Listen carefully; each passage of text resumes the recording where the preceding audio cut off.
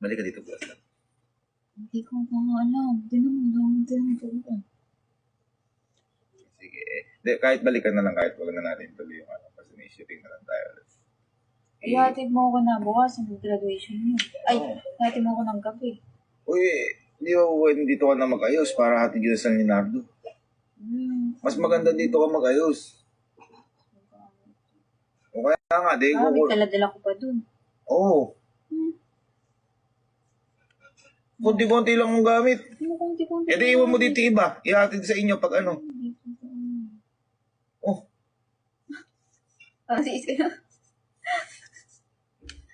Ay, sabi ni Iska sa kami sa amin dyan.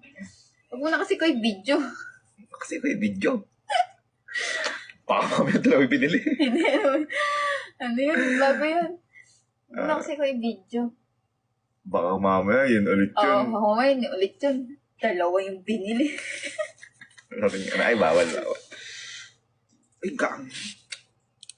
Yun. Yun, gagamba. Si Iskay talaga guys ang nagsabi. Lumabasan talaga sa isip niya. Ganun talaga siya.